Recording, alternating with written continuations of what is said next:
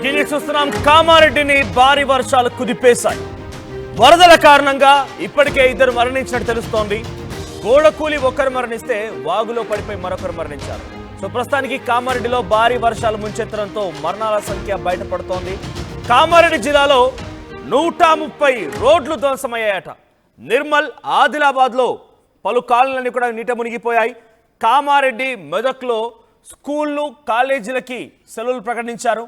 హెలికాప్టర్లు, డ్రోన్లతో డైరెక్ట్గా రెస్క్యూ సిబ్బంది రంగంలోకి దిగిపోయి చాలా మందికి ఆహారాన్ని, మరికొంతమందిని కాపాడే ప్రయత్నం చేశారు.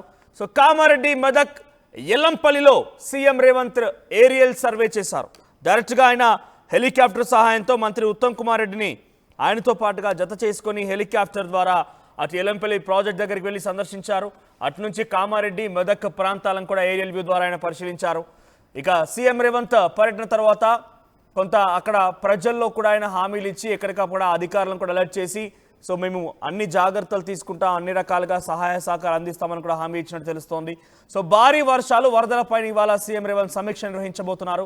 నష్టం పైన కేంద్రానికి నివేదిక పంపబోతున్నారు తెలంగాణ ప్రభుత్వానికి సంబంధించిన ప్రతినిధులు.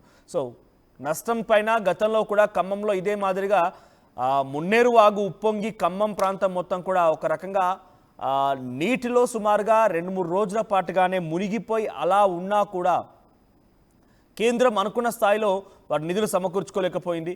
సో 11,000 కోట్ల రూపాయల నష్టం జరిగిందని చెప్పి రాష్ట్ర ప్రభుత్వం నుంచి ఒక పక్కా నివేదికని కేంద్రానికి పంపిస్తే కనీసం 10% కూడా నిధులు ఇవ్వలేదని చెప్పి కాంగ్రెస్ పార్టీ ప్రభుత్వం గతంలోనే ఆరోపించింది. ప్రభుత్వం వచ్చినటువంటి మొదటి సంవత్సరంలోనే మున్నేరు వాగు ఉప్పొంగి ఖమ్మం మొత్తం కూడా అతలాకుతలమైపోతే ఒక నివేదిక సిద్ధం చేసి కేంద్రానికి పంపింది. కానీ ఏమాత్రం ఉపయోగం లేకుండా పోయింది. మరి ఈసారి కామారెడ్డి, మెదక్ 2 జిల్లాలు ద మోస్ట్ ఎఫెక్టెడ్ ఏరియాగా ఉన్నాయి. మరీ ముఖ్యంగా కామారెడ్డి మొత్తం అయితే నీళ్ళలో 2 రోజులు 3 రోజులుగా తేలాడుతూనే ఉంది. ఇంకా నీట మునిగిపోయే ఉన్నాయి పలు ప్రాంతాలన్నీ కూడా.